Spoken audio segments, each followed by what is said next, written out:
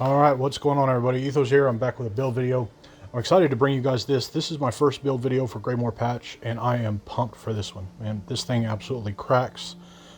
It's incredibly glass cannon. If you don't know how to Magblade bomb, this is not going to be a great learner setup because it is extremely fragile. It dies easily, but that said, it packs a hell of a punch, and you will absolutely destroy people on it. So, that said, if you like to bomb, it's your thing. I've gone through this build and tried to optimize it for this patch to give it as much power as possible while still maintaining some level of not get owned. That said, to fit all our skills in this, we actually had to drop our self-heal. So the only self-heal we are currently running is Sap Essence. So if you can't handle that, you know, I'll give a few options when we get to the skills to kind of change that around. But the way this is now, I feel like is as much power as we can really get out of it, and it absolutely destroys, as you guys will see in the clips. So that said, let's get into it. We'll go ahead and get some buffed up stats. We're gonna go ahead and for that here. Okay, so we're sitting 4,650 spell damage with our sorcery up. We currently don't have continuous, so it will get a little bit higher than that. 37.4k mag, 22k health. We have no resist, we have no sustain, but we're a bomber, so that's what it is. Our spell crit's a little bit low, but for reasons in our sets that I will get into, we really don't need a lot of spell crit here because we're going to auto crit when we bomb. Now, I'm running Bewitched Sugar Skulls for our food. I went on a kick there for a while with bombing where I was running on my Magblade anyway, the Ghastly Eyeball. But because we're running that Vamp Toggle skill, we do actually need some health, and I feel like the best way to get that is from our food. Because if you run Ghastly Eyeball, yes, it will give you more sustain, it'll give you more mag, and it will give you more damage, but the problem is that your Vamp Toggle will drain your health down too low before you get your bomb off if you don't wait till late to hit your toggle. And the lag's going to get the better of you, or your toggle is going to switch off. One of the two is going to happen, and it feels really bad, man. So we are running Bewitched on this. That said, it does actually give us some more stam too, helps us get around a little bit, helps us break free, and by way of that does give us some more survivability. Shadow Mundus, best in slot for this setup, hands down. Don't run any other Mundus, just run the Shadow. All right.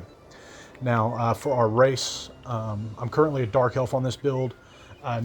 High Elf is actually probably best in slot, but I race changed this tune a while back, doing some experimenting. Dark Elf is good too. The damage difference between Dark Elf and High Elf is minuscule. It's really nothing. And Dark Elf will give you more max stam. High Elf will give you slightly better stam sustain. Other than that, there's not a lot of difference between the two. Now, 64 mag, that's the obvious one on our attributes. Looking at our gear, we are running our 2 swords of vicious death. Your main hand needs to be Nirnhorn. Your offhand is going to be sharpened. Restoration staff of the Potentant's back bar.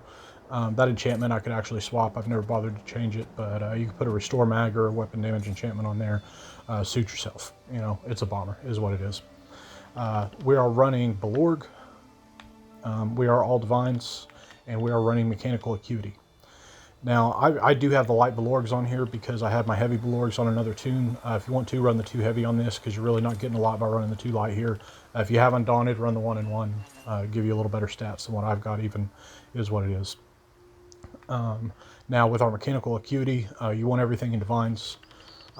Your jewelry needs to be infused spell damage. This is important, okay? You will not hit as hard if you do not set this up this way. It is infused spell damage on your jewelry. All right, looking at our skills. Now this is where things get interesting and where I'm probably going to differ a little bit from most, okay? We'll look at our front bar first. I'm running Degen. You don't ever need to cast this, okay? This is here for a passive boost to our max Magicka, all right? That's all it is. It's just boosting our damage. If you want to put something else here, put something else here. You can put Refreshing Path or whatever here. You can even put Swallow Soul if you want a little more self-heal. That's fine too, okay? Another good skill to put here, it could be any Meji's Guild skill. It's going to have the same effect as why I have this here. So you can also put Equilibrium, and that will give you some way to restore Magicka and maintain your cloak at some cost of your health. Downside of that is you have no health recovery. So if you do that and you go to pop your Vamp Toggle, you're already going to be at low health, and that could end badly.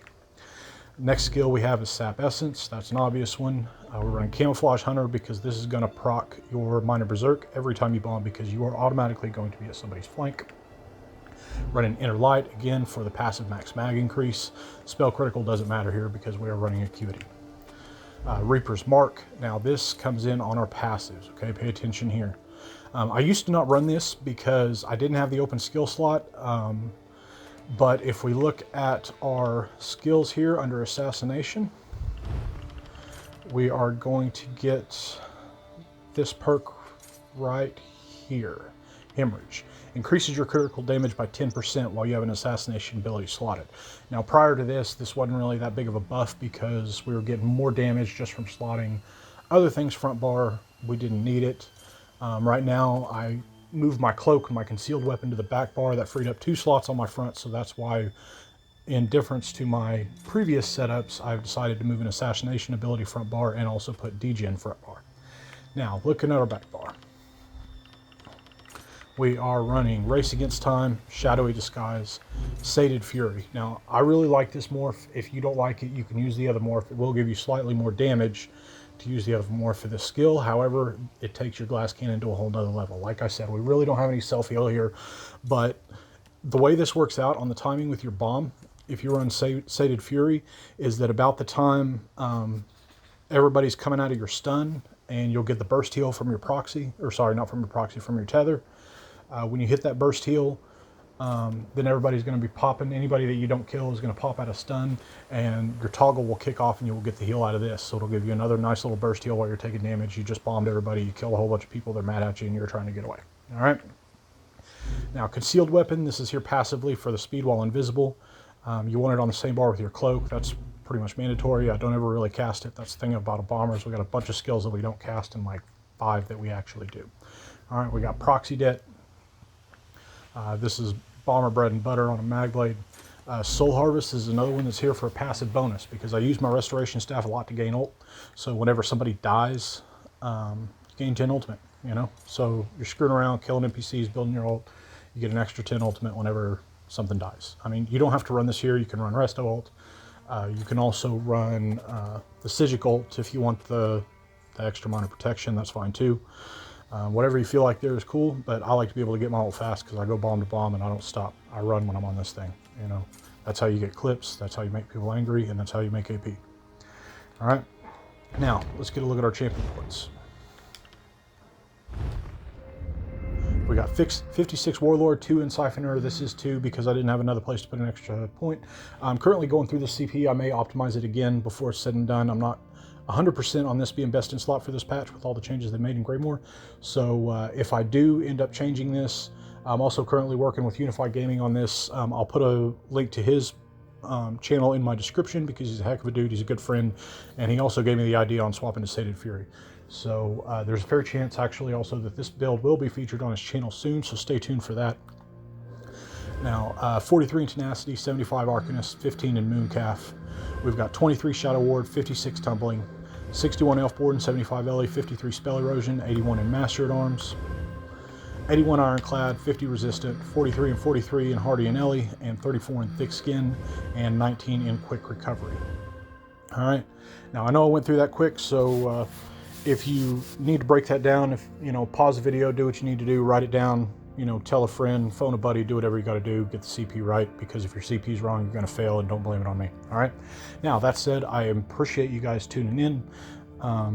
Stay tuned for more clips soon. Stay tuned for the feature coming up on Unified, and peace out, y'all. Y'all enjoy.